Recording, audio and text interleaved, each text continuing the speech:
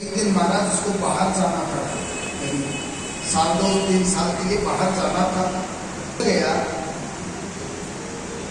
कि नंबर किसके यहाँ पहले कहाँ जाना है। जिस दिन आना था उसी दिन दोनों पत्नियां तैयारी कर रही, आज पतिदेव आएंगे, दोनों प्रसन्नता मना रही है। आते ही ऊपर बुला रही, ऊपर वाले सोचते, नीचे वाले सोचते ऊपर नहीं जाने देंगे, नीचे दरवाजा पहले से खोल के रखा। आज हुआ यूं, एक चोर को तो चोर था, चोर को मालूम नहीं कि आज इनके पतिदेव आने वाले। चोर ने सोचा दरवाजा खुला है, लपेट करके भीतर से खोल के बाद भाग जाऊंगा।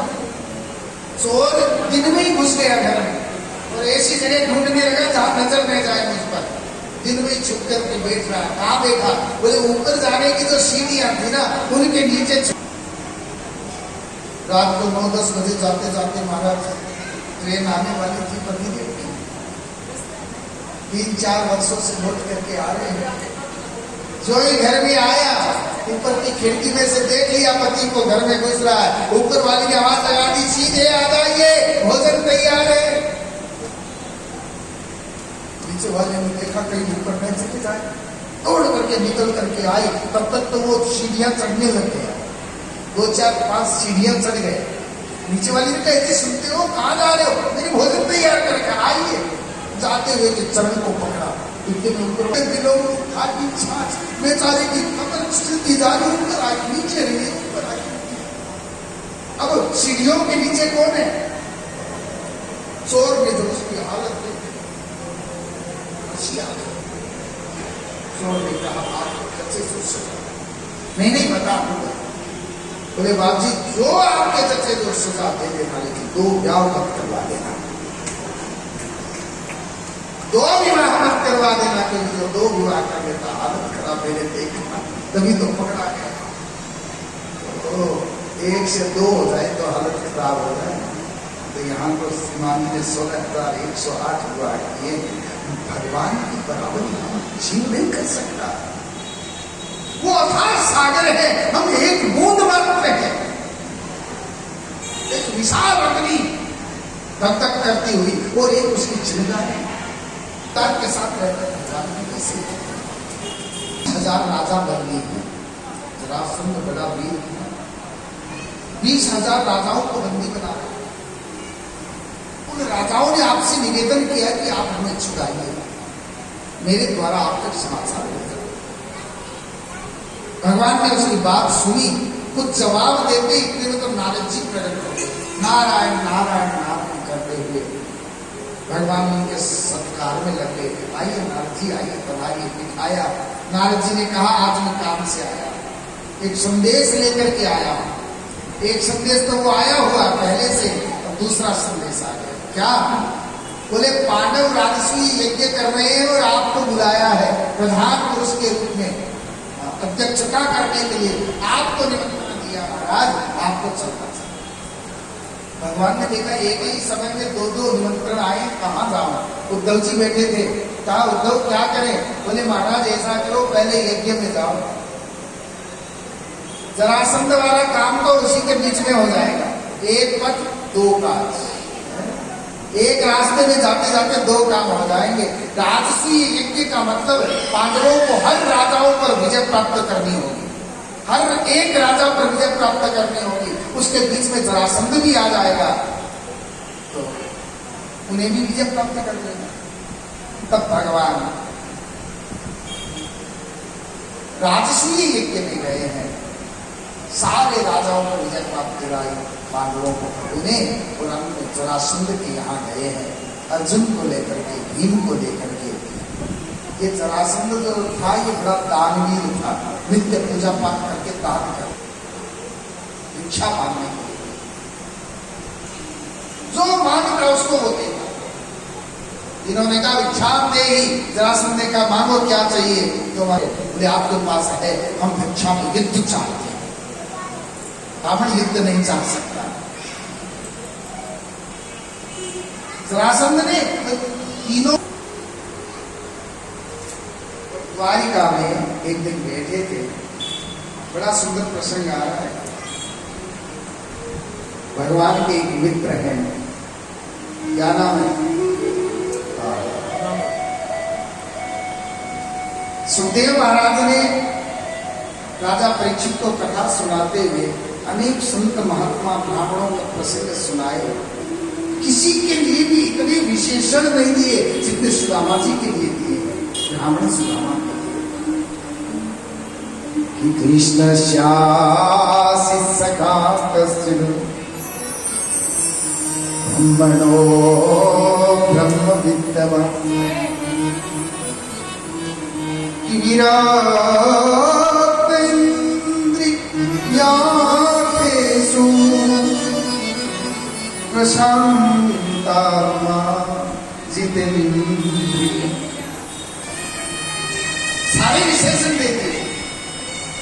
प्रशांत आत्मा, जितेंद्रिय, विरक्त, इंद्रियार्थेषु, जो विरक्त है, इंद्रियों के वश में नहीं है, प्रशांत जिनका मन है, जितेंद्रिय।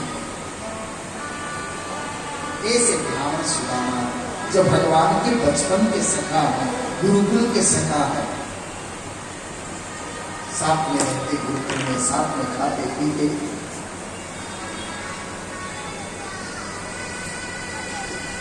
सुशीला राम की पत्नी है, गृहस्थ जीवन बिता रहे। देखो गृहस्थ में रहते हुए भी भगवान के भक्त भी है, मित्र भी है। इनका जीवन तो देखो, ये त्रिच्छयो प्रपन्नेन वर्तमानो गृहाश्रमी तस्य भार्या कुचेरस्य सुक्षामा चतुर्धारिणः। एक गृहस्थी होते हुए भी गृहस्थ ब्राह्मण वदन तो आकर के देखना ही नहीं चाहता। ग्रंथ में क्या लिखा है? सुनी सुनाई बात को आगे समाज में बोल दे। ये टेलीविजन ने तो उसमें और ज्यादा खराब किया। ये नाटक बनाने वालों ने ये ऐसे ऐसे अपने नाटक को सुंदर बनाने के लिए महाराज गलत गलत दृश्य उसमें जोड़ देते हैं। फिर हम लोग देखते सोचते हैं बस यही हुआ होगा। ऐसा नहीं, ग्रंथ उठा करके देखो अपने घर।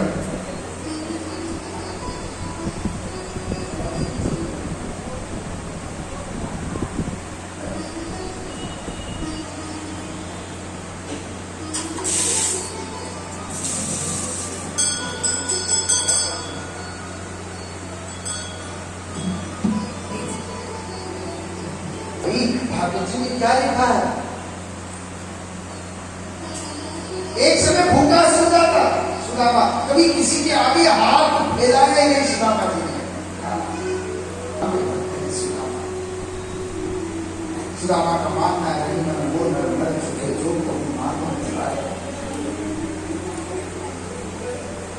ओ धन गज धन बाज धन ओ कि जब आवे संतोष कोई सबदन संतोष संतुष्ट हो संतव्य हो। सुदामा योगी है, संतोष धनी के पास है, सकता है। जिसकी भूख मिटेगा और मिले और मिले और मिले, दूसरों को दुख है। सुदामा के तो शाम का पता नहीं कि भोजन मिलेगा कि नहीं, फिर भी मन में नहीं है कि मैं इससे मांग लूं या कहीं से ले आऊं।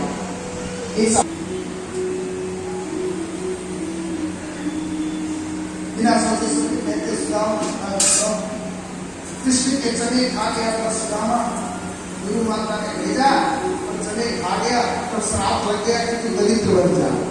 ये श्राप नहीं था।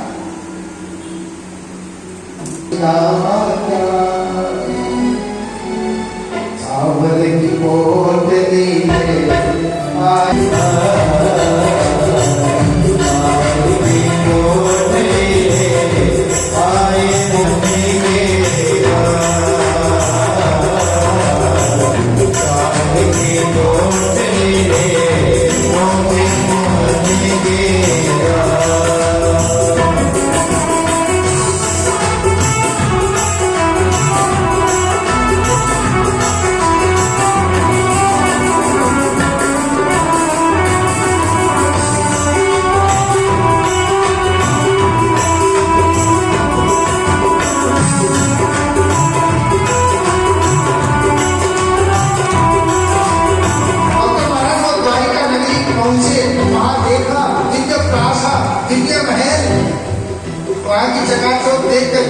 धब्बे से देख रहे। किसी से पूछा भैया यहाँ द्वारिका के राजा का महल कहाँ है? कहे द्वारिका जाए कन्हैया कहाँ बसे, कहे द्वारिका जाए कन्हैया कहाँ बसे, पूछे द्वारिका जाए सांवरियों कहाँ बसे, पूछे द्वारिका जाए कन्हैया कहाँ बसे। माने के भक्त है लोग नमन तो सभी कर। कई लोग कहते हैं झांकी बनाते द्वारपाल खड़े करते सुदामा आता धक्के मारते हैं। बिल्कुल नहीं हुआ था ऐसा। जहां के राजा मेरे श्याम सुंदर करुणा निहार कृष्ण हो, वहां किसी गरीब को धक्का नहीं मारा जा सकता। वहां की प्रजा ऐसी नहीं हो सकती कि किसी गरीब ब्राह्मण को देख करके धक्का मारे। आज भगवान के द्वारपालों ने जब देखा सुदामा को तो नमन किया है, साष्टांग प्रणाम किया। मान के भक्त